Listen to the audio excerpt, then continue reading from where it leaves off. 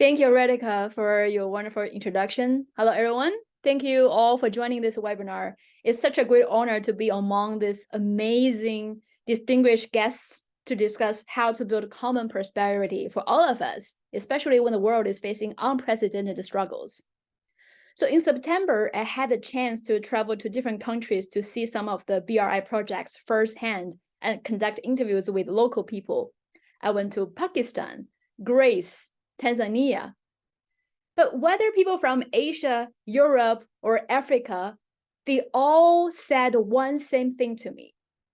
China was the only country that came to invest when no one else wanted to. So all those critics from the Western world who keep telling BRI countries not to trust China, don't let China invest in your country, then why didn't you invest? Well, ask locals, what do they think BRI is just doing railway colonialism? Do you think what China is doing is imperialism like the West accused? They all said, oh, I think we know very well what is imperialism, what is colonialism. And Chinese people are definitely treating us differently. And we don't feel the need to be told by the West what is colonialism. So whichever BRI country I went to, local people treated me with warmly with great hospitality. Even when I was just randomly walking on the streets or chilling at a tourist spot, locals will come to me to shake my hands or take selfies with me. In Pakistan, local people, completely strangers, will tell me, Pak China Zindabad. That's Urdu, means Pakistan Chinese friendship forever. When I was in Tanzania, when they find out I'm Chinese, they all start to say how much they love Chairman Mao. They show me great welcome and respect, not because I'm some fascinating person. No, I'm not that narcissistic. It's because of the generations of Chinese workers, engineers, and experts who brought all those infrastructures to their hometowns and brought tangible benefits to them. That builds a reputation for Chinese people. So wherever we go, local people treat us as families. Now, when we talk about Belt and Road Initiative, we have to talk about infrastructure. What can infrastructure bring? Let me tell you what I and many Chinese people have gone through. So 25 years ago, when I was a kid living in the Hebei province, it took me a day and a half by train to go to a neighboring country called Henan province to visit my parents who were back then working there. These two are neighboring countries, 945 kilometers away. I thought, damn, why it took such a long time to visit a neighboring country? But when I went to university, I found out my story was nothing compared to my classmates from Xinjiang. They chose not to go back home during the 1 month long winter vacation because it would take 7 to 10 days for them on the road, single journey, by train, car, or probably cattle cart combined. And for some villagers in southern Xinjiang, it used to take them 7 days on foot to move to another city in the same province, just because the world's second largest shifting desert, the Taklamakan Desert, lay between the two cities. But 2 decades later, things completely changed after massive infrastructure network was built in China. Once the journey took me a day and a half, now it only takes me 3 hours by high-speed rail. It only takes 5 hours by plane flying from Beijing to Xinjiang. And people live around the Taklamakan Desert can also move around easily because a railway that circles the entire desert was built. And you know how many airports are there just in Xinjiang Uyghur Autonomous Region? Just in Xinjiang region alone, there are 25 airports, and they will build 7 more in Xinjiang. So to this year, China has built 155,000 kilometers long railways, and among those, 42,000 are high-speed rail, ranked #1 in the world. With infrastructure like this, millions of villagers, Chinese people who once were trapped in the mountains, in the deserts, could get out of the mountains and be connected with the rest of China. These infrastructures played a crucial role in lifting the 800 million Chinese people out of extreme poverty. The reason I mention these stories is because through our experience, we believe in the power of infrastructure. Infrastructure like railways, bridges, and roads have the power to catalyze economic activity. We have an old saying in China, 要想富，先修路, means if you want to get rich, build roads first. And China did it. And now China has been sharing this know-how with other developing nations, global South countries, who have been for centuries denied the right to have these infrastructures. Take Africa as an example. China has helped to build more than 6,000 kilometers of railways and roads, developed 20 ports, and more than 80 large power facilities across the African continent. I know we have a speaker from Zambia who will tell us more about the perspective from Africa, my friend Fred Mambe.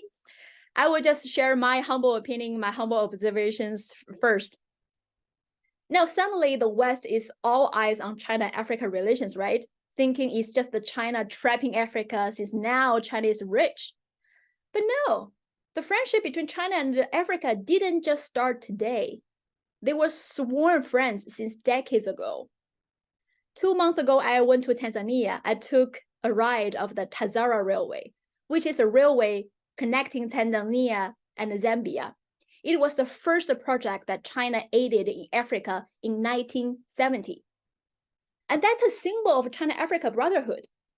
The railway was also referred to as Freedom Railway because it helped countries in Africa to win national independence movements. So when China aided Zambia and Tanzania to build that railway, that was in the 1970s. China itself was very underdeveloped, but it still provided whatever it could offer to build that road.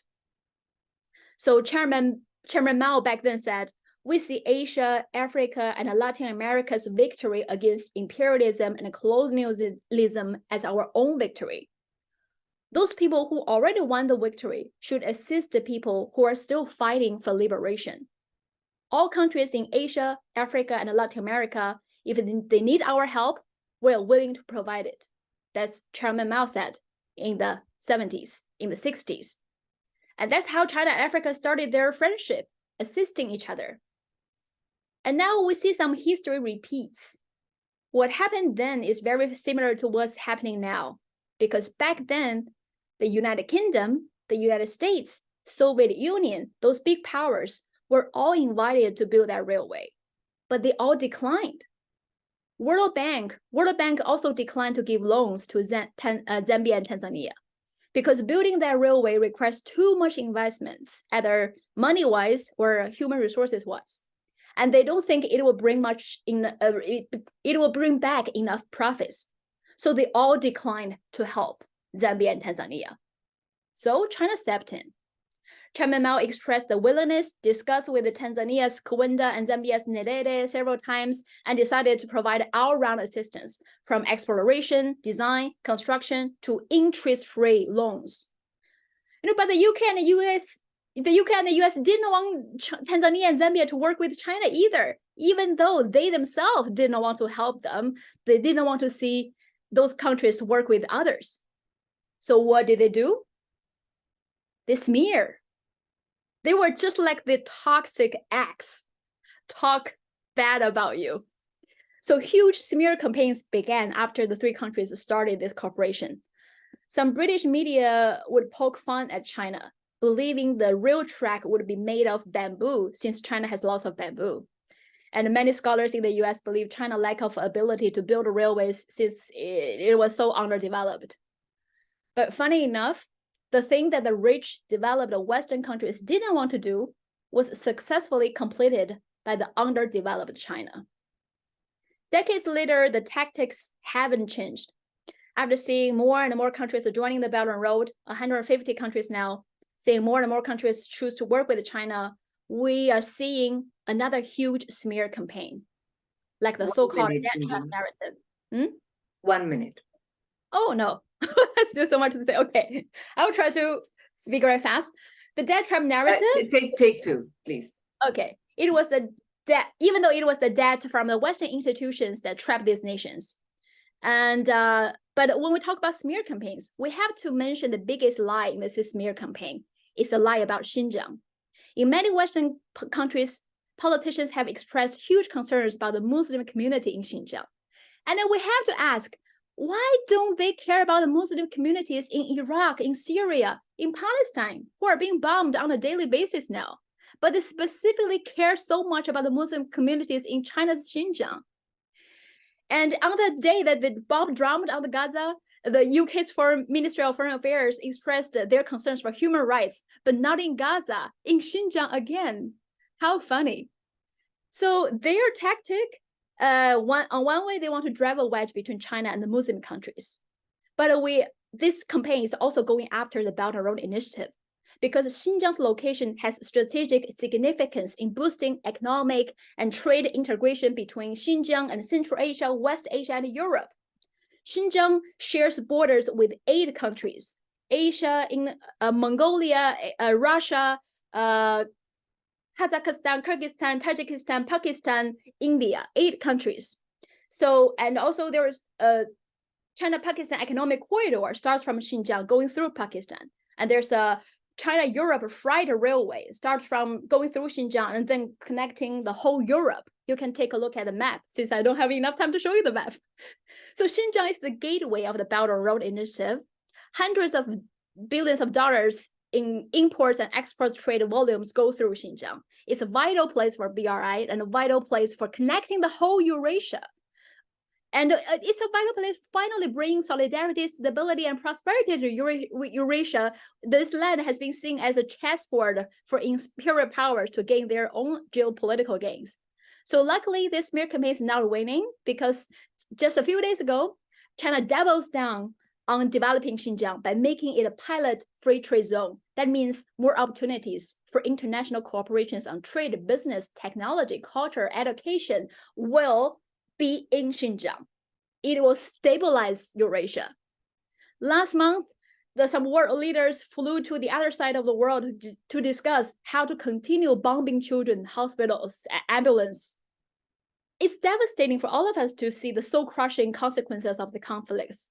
But also, exactly the same month, 4,000 guests from over 140 countries gathered in this part of the world to conduct more cooperation, sign new deals, make new friends, find ways for win-win cooperation, and no more zero-sum game.